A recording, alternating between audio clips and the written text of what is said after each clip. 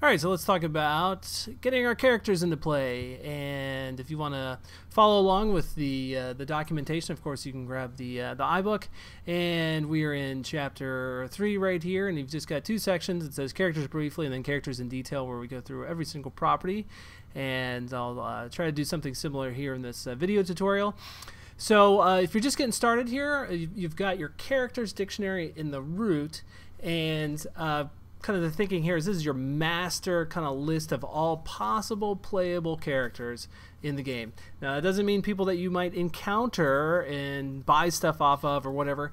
So if you're just thinking, oh, I need to have a villager that sells gold, right? You're not going to put him in the characters dictionary because he's not somebody that you're going to play. All right, that guy would go in the objects dictionary on a per level basis. So this is setting up only characters that we play, and you can see that by default we've got leader, knight, and knight 2, and tucked inside of here are all of our various properties that we're going to talk about. But first let's talk about how it relates within the level. So every level can define a new leader to use, and initially level 1 should have somebody tucked in here for new primary character. And in this case, it's actually just using the default. What the code is going to do, if you left this out of here, it's going to look for the leader anyway. But I've gone ahead and put that in. So here's your property name. It's just name, and then this value right here is going to be matching exactly the dictionary key name back over here. So if I wanted knight to start off the level, all I have to do is put in here knight. And you know, obviously this makes sense for level 1. What about level 2? Do you need to do that?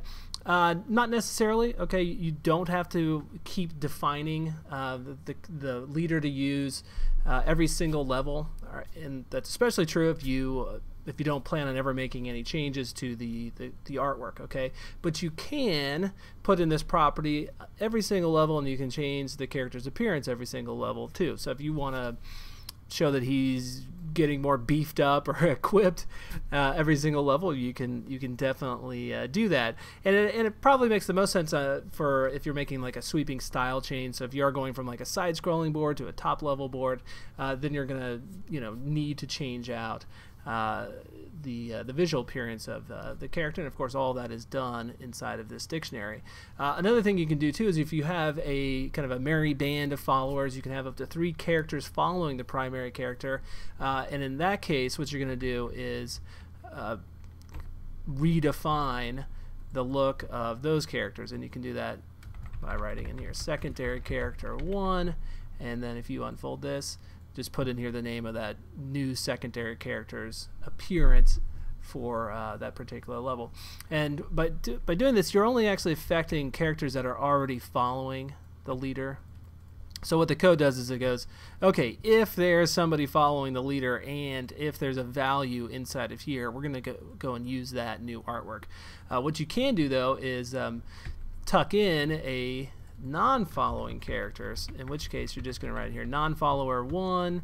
Actually the name is up to you. You can make this anything, but the important thing is that you're going to put in here what this character is going to look like. So let's just use like knight, and if you're using a tiled file to lay out everything, then you don't need to put in here start location.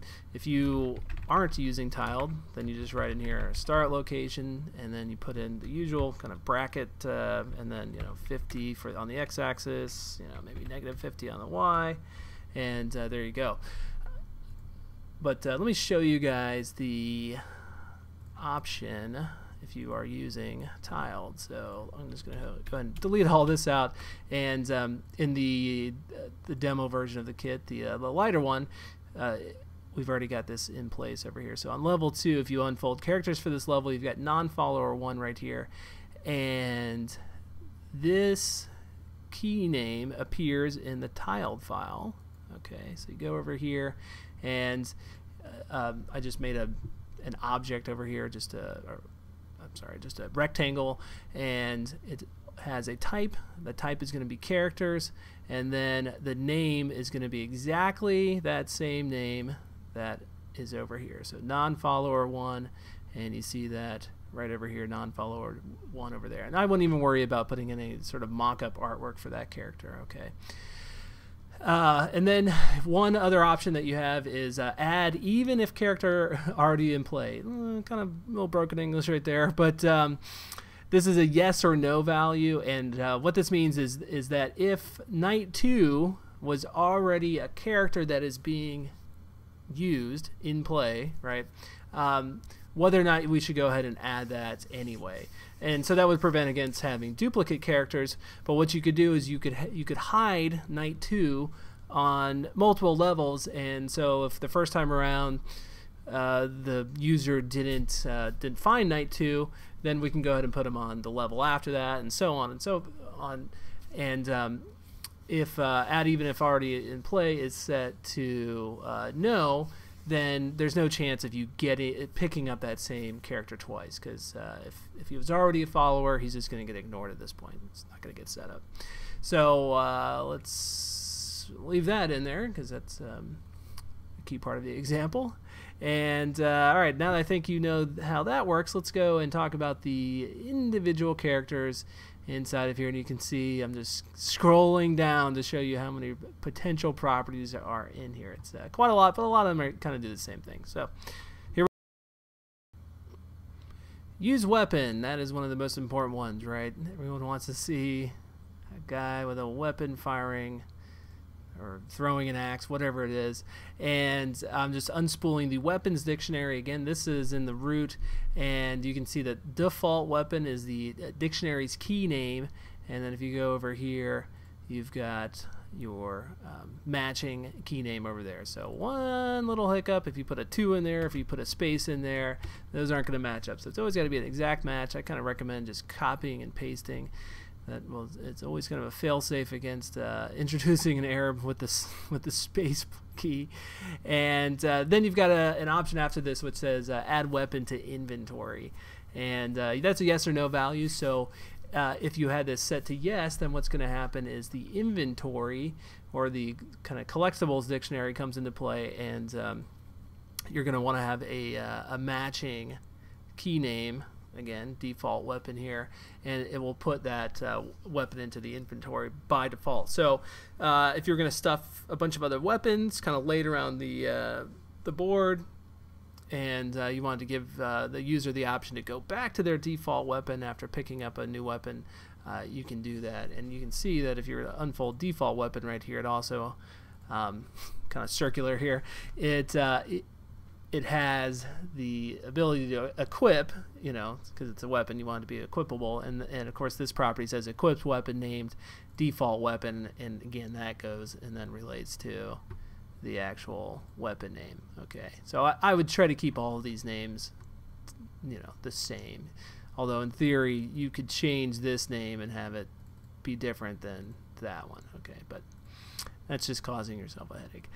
And what happens if you don't give the leader or character a weapon? It's okay. They can still attack. They just basically are limited to attacking with no weapon and just being within the same general area as the object they're attacking. They actually do have to be colliding with it, but what you'll see in a little bit is we're going to set how long that oh, there it is, attack for how long is. So this is actually a relatively short time, only 0.15 of a second. But if you weren't going to give them any sort of weapon, what you'd probably want to do is maybe bump that up to, like, I don't know, 1 second. That way it kind of gives them a chance to attack and then maybe move forward a little bit and you know, collide with the character over a little bit more time.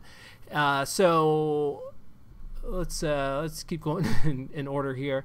All right, speed is a fun one. Of course, everyone wants you know, a character that's not just moving at a turtle's pace. So what you can do is you can put in here speed, or you can leave it out, oddly enough. And what happens is if you leave that out, or I should say, if you leave out up vector, down vector, left vector, and right vector, the speed gets used like this.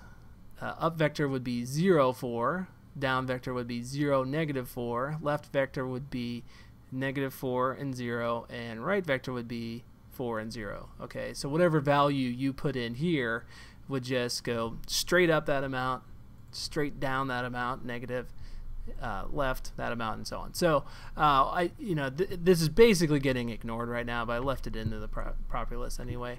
And so what I'm doing here is I'm being a little bit more specific about the vector or the direction that the character is going to travel with, instead of just going straight up, this up vector is also giving me a little bit on the x-axis as well. So it's 3 on the x, 3.5 up, and this is my side-scrolling character right here. So it's important to note that because when going up, I want him to actually jump, kind of over a little bit, kind of an arcing motion like that. And you can see the down vector, there's nothing. So he's not going to ever travel down, but what he'll end up doing is crouching down, and I'll explain that in a little bit. And then the left vector, so if he's going left or right, we're not adding anything on the y-axis or subtracting anything right there. And then you've also got options for your attack up vector, down, left, and right vector. So these are all zeroed out. So basically, if you fire your weapon, he's not going to move in relation to that. But you could put in here maybe a negative on the attack left vector, you could do the opposite. You could actually put a positive number on the x here and a negative number here, and what that would give the appearance of is if they were basically facing left, they'd get pushed to the right, and it would seem like their gun had a lot of power to it, like it's a kickback of the gun. So I didn't put that into I didn't demonstrate that in the kit because I thought, oh, well, this might confuse somebody. But and then certainly if you didn't have a default weapon, or you didn't have this property set at all, that's when your attack vectors come more into play. So for example, if it's just like a melee attack or whatever, you can kind of tap on the screen, and then the character pushes forward in the direction that they're already moving, and this amount basically gets added into these amounts over here. And when I say basically, I mean that's exactly what happens code-wise. So your up vector is still occurring, and then you're also adding in here your attack up vector as well. So it's just a push forward. And what else did I want to mention about that? Oh, this is important. If you have this set right here, treat up like jump, all right, and this is something that you'd probably only want to do for a side-scrolling board. What happens is the up vector will actually use a negative x if the character is facing left. So whatever this value was, if it was something other than non-zero, that's going to get reversed if the character is facing toward the left. Okay, so that way, he's going to jump in an arc that way to the left, this way to the right, and then if the character was not moving at all, or if you just pressed a kind of virtual D-pad up, then the X gets ignored entirely, and you just go straight up. Okay, so hopefully that makes sense. If you're running and you swipe up, you jump up with a little bit of that X value inside of there. And all right, so you've got a vector multiplier here for the iPad, and vector multiplier here for the iPhone. This just gives you a little bit of extra power for those particular devices. And if you did kind of put in all these exact numbers inside of here, and then realized these are all too slow or whatever it is, you can this is just an easy way to come in here and just kind of change it all at once. Okay, and for some reason I just felt like the iPhone just needed a little extra kick in there. And then I already talked about the attack for how long. There's actually another. This gets used in another way as well that I mentioned before. If you're using your weapon, and if the weapon has a property that says stop, so let's see if I can let's see. Firing causes character to stop. If that equals yes, then the character ends up stopping for this amount of time. And our next property is disable attack when not leader. This is obviously just a simple yes or no, and it just does exactly that. If you aren't the lead character, if this is set to yes, then that character will not attack. Okay, so by default it's set to no, and that's probably what you want. Otherwise, what's the point of having a chain of followers? Then damage sound, that's kind of an obvious one too. This is going to be the key name in the game sounds property list. So if you cut over here, you'll see, and I guess I actually ended up leaving it out of here, but we'll just kind of do up a mock one here. Ow, right?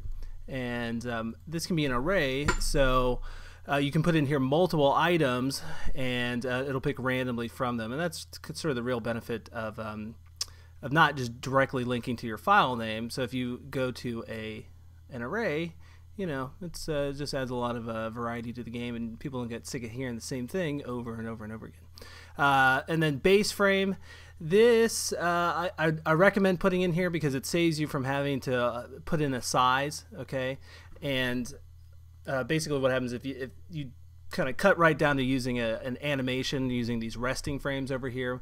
And for resting frames, it's kind of just your idling frames. Maybe the character just standing there breathing, holding his sword or whatever.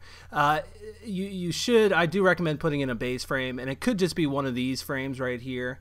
And in which case you can just paste in one of the texture atlas file names in here. So you could use something just like idle1.png, right? But again, that just keeps you from having to define an actual size. Okay, and if you did want to do that, it's just a matter of putting in here size, and then like our locations, these always come in bracket, and then width, height, comma separated with another bracket in there. But I'm going to leave that out because I do think it's better to put in the base frame. And then use for collisions. This might actually end up being a deprecated property now that I'm looking at it. I believe, yeah, you're going to set this to yes. I think no matter what, the character ends up getting used for collision. Certainly the leader, and maybe I originally had that in there back when I was teaching the tutorial on how to make the characters. That was an option where the non-following characters could be set to no. And then collision body type, this is going to be set to either circle or square. And I'd say probably most of the time you're going to want a circular collision for your characters. Well, that's not always the case. It just depends, and you can kind of figure that out on your own. And then collision body type covers what percentage. So 1 is going to be 100%, and 0.5 would be 50%. Okay, so you can make that the collision body smaller than the actual artwork, or you could also increase it so it's larger than it as well. And then we've got Debug Body. This is a property that I had in here set up prior to this being an option. So you can go over here to debug settings and debug all bodies, which is probably the smoothest, quickest way of showing the actual physics collision shapes, defining the bodies. And that was actually something that got added to Xcode 5.1. So nice feature. Just if you set this to yes, it'll just show the body for that one particular character. But again, I think it's just a little bit easier to go over there and do that. And that does actually add a shape to the body as well. It makes a little line shape in there, so you're kind of just adding more to it. And then your frame rate, this is going to be the frame rate for your animations. So 15 here is going to be 15 frames per second. The restitution, that's how bouncy the character is going to be. The mass and the density are kind of tied together. You can for a long time I didn't even have a density property in here. I was just relying on the mass, and that just kind of, when you just define a mass, it sort of just defaults to defining some unspecified density as well. And these are just, you can tinker with these, essentially kind of makes things heavier or lighter. And then use resting frames. So this is going to be a yes or no value. And as I pointed out in the documentation, I thought about getting rid of these booleans, because there's one of them that occurs for every one of your possible kind of positions here. And what I could have done is just code-wise tested to see if this property doesn't equal nil, and in which case you're using your resting frames. But I changed my mind on that because when you're setting up new characters, sometimes it's just easier to go through here and set all these to no, right, until you're ready to actually import in your frames, because that's obviously a slow process. You gotta, you don't have to, but if you are going to use separate animations for each one of your characters, there's something kind of fun about the instant gratification of importing those frames, and even if you don't see the up movement, you see the left and right one, as you're kind of working through your animation, and in some ways it kind of gets you motivated to get all those frames in there. So again, if you're just kind of duplicating out an entire dictionary for a new character, you might want to flip all these to no until you're ready to import in those frames. And all right, so the next option here is resting atlas file, and this is going to be the texture atlas file without the .atlas extension in there. So you can see that just says idle, and then you've got over here idle.atlas. And then your resting frames are going to be an array of the sequence of the frames. And this is not a good example. Let me give you a better example here. Here we go. One of the reasons that you're going to put in here an array instead of just the code going 1 through 10 is because you can do things like this. You can put in here more frames or more of the same frame if you wanted to kind of slow down the animation. Another thing you can do is kind of ascend and descend, so go non-sequentially or sequentially upwards and then sequentially back downwards. So we could have gone 1 2 3 4 5 and then 5 4 3 2 1 as the sequence in here. So in some sense this isn't the greatest example either, but that should give you an idea of why you would do that. Otherwise it would just be kind of weird for me to put in a property that says like ascend and then descend frames, So that gives you the most options, and then all right, so these kind of come in groups of 3 here. So the next thing you've got is use down frames, the down atlas file, down frames, and if this was going to be a side-scrolling character, then you're probably going to want to make this be your crouching down animation. And if it's going to be a top-down view character, obviously the character is going to be walking toward the front of the quote-unquote camera. And then you've got another option here. It says treat down like crouch. And code-wise, I just kind of well, it treats it like a crouch. So if you go down, what it's going to do is it's going to keep you kind of ducked down. And from what I can remember, I think that's most of all the what this Boolean property does for treating down like a crouch. Now treat up like jump gets there's a lot of code in there for handling that. So anyway, use up frames, same thing, up atlas file, up frames, and let's see. Yeah, so this is again, I've just kind of slowed down the animation a little bit, and treat up like jump is set to yes, and like I was mentioning earlier, so if the character is not running left or right, the up vector, the Y property is the only thing that gets used. So not the X, but if you are running left or right, then you end up using whatever value is for that X, either a negative or positive version of it. So you get that arcing jump. And of course, if you set that to 0, it's not going to have any effect then. All right, so where do we leave off? Up or somewhere over here. Right atlas file. So again, it's oh yeah, use right frames, and you can see that I've left out the left frames in here. Okay, and the reason being is that the code will pick up on that. It'll go, oh, there's no left frames defined in here, so what I'll do is I'll just use the right frames, but I'll flip them horizontally. So you don't actually have to put in here a separate set of left frames, but you can. Okay, so and if you did do that, you're just going to put it in here and use left frames. And I think our other character, our knight, uses he doesn't use left frames either. Okay, well that makes sense because it would have just been a reverse anyway. So where did we leave off? Okay, right attack frames.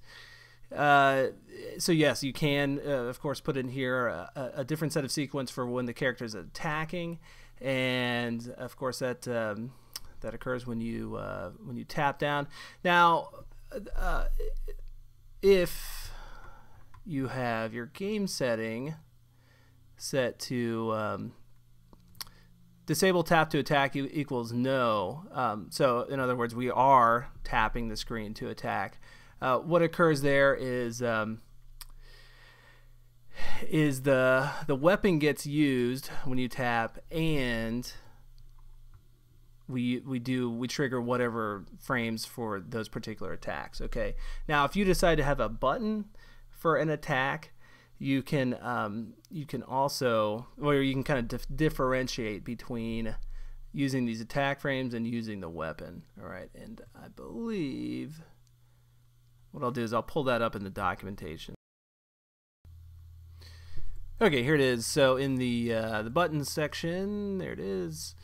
We've got does what attack, and then does what use weapon. So you can differentiate with button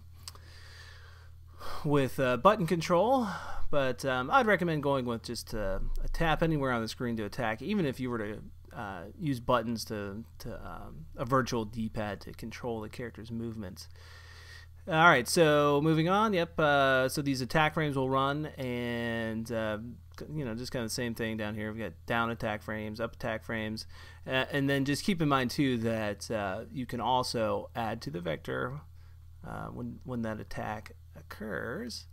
And then one kind of final option here is use collect frames. So that could be like the character just smiling or something like that when they've collected something or whatever it is. And then your degree of rotation. So if you wanted to essentially override the default rotation during any of these movements, you can do that, but you can see I just put in 0 for all of those, and then multiply damage by experience. This is set to yes, so as the character levels up, as they get more XP or XP tiers in the game, they're more deadly essentially, and that adds quite a lot, because if your damage to, let's see, your damage to objects is going to be, well, let's say just 1, and your level is 9, then that's going to be 1 times 9. So kind of tearing through people at that point. And sorry, I was looking for a property in here that I thought was in here by default, but I guess I was using the default value, which is oh, I guess it is already in here. Well, I keep missing it then. My eyes maybe aren't as good as they used to be. Well, who else sees it? Damage to objects? It must be in here somewhere. I guess up at the top. I must have talked about it, huh?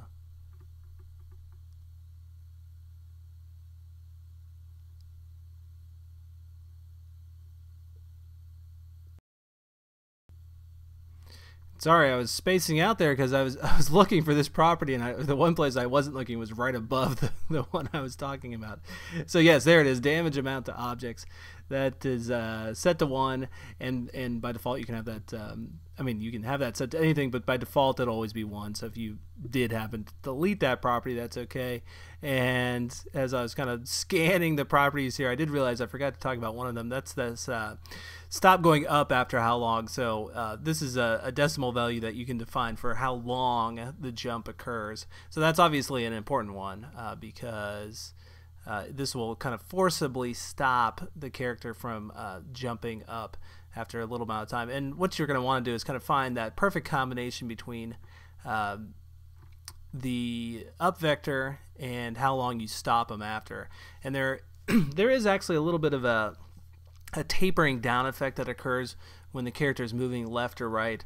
Otherwise, if you just kind of like dead stop a character that's jumping to up and to the left or right, it looks a little funny because they have an arc and then they go straight down. So what the kit does is it accounts for that and just tapers down that stopping effect after a little bit. All right, so we were over here. Has own health. Does the character have its own health value? and you can set that to yes or no. Basically, that just disables whether or not you even kind of register that there's a health for the character. And if the character is going to receive damage from an object or something like that, you'd want to give people an indication of their health. Although there is a dynamic text label that can substitute for the health meter over top of the character. And then the max health, everyone just kind of has a base health of 100 for right now, but you can increase that if you wanted to. Only show health after damage. I prefer this way of showing the health. Otherwise, you get like a little health meter running over top of the character at all times. And by the way, those are defined down here, the artwork for them. But yeah, I like it when you just show the health for a second or two after they receive damage, and it fades away. And then again, so here's where you define that. So we've got health backing, whatever health. Yeah, there they are. So you got health bar backing. One of these is for an enemy, and I think one of these is for the characters. But you can change that. And then health offset Y. So this is just a value that you can push up or down the where the health meter occurs. And I think there's also a companion health offset X, but probably you want your health meter to be dead center over top the character. So again, you can use a negative number there as well if you want the health meter to be below the character. And then appears with particles. This is a property that occurs if the character is if the character dictionary gets swapped out for an entire other dictionary. And I kind of wouldn't mind verifying that in the here it is, an optional particle file to enter, seen whenever the leader is changed to this character dictionary. Okay, so by default, actually, it uses this Sparks right here, which is a particle file, and you can find that right over here. So what you would see when the loading up, what you would see when the character is swapped out is kind of poof of sparks real quick. I don't know why it's running so slow. And you can make that be anything. So that just kind of adds a fun little effect if you're changing characters in and out from the inventory to show that. And while Xcode is thinking, I'm gonna go over here and find some properties that I might not have mentioned. So yeah, there's a few in here. Affected by gravity, yes or no value, whether or not the character is affected by gravity. You, if you had a gravityless world, then this obviously doesn't apply. But you'd probably, let's see, most likely you want to set this to yes, and by default, I believe the character is affected by gravity. And then allows rotation. This is a weird one. Because as soon as you start, yeah, I said things can get wild. As soon as you start changing the rotation on your character artwork, yeah, it gets a little wacky. I mean, maybe the only reason you want to do that is if you had a character like a bubble or something that that could support rotating around. But yeah, in a kind of top-down view game, that just doesn't make much sense. And in most side scrollers too, I don't think it would work. And then attack size, you can see I put a big note in here. This is your danger zone. The reason is that when you change the character's artwork, or when you change the size of their artwork for attacking and for just their other states, you run the risk of seeing a slight 1/60th of a second frame of one of either the attack frames at the wrong size, or the idling or walking frames at the wrong size. And for the life of me, I think I spent like an entire day just trying to figure out how to make that as smooth as possible, and I believe I did, but at times you would still catch that little glimpse. And it's the bigger your attack size is versus your other frames, the more noticeable it becomes. So if you had let's say your walking frames were always 100 by 100, and then your attack frames were 110 by 110, you're probably not going to notice it. Okay, but I would try to keep all your frame sizes the same, even if that means leaving a little extra space right, around the frame. And of course that's what I was trying to diagram here, is that it's better to do that than change the entire size. And I don't worry at all about leaving some extra buffer around the characters in the PNG file. And you do kind of have to do that anyway when you're centering them. You know, if you had this character kind of jump up a little bit, well, you got to give them some space to jump up, but you've also got to keep them in the center, because your collision shapes are going to be kind of defined around the center there. So then add to inventory with key name, and as you can see here, it says this is an optional property which makes your character get stored in the inventory like equipable like inventory. Okay, so what you can do is, and I think I just crashed Xcode. Really didn't like all those sparks in there.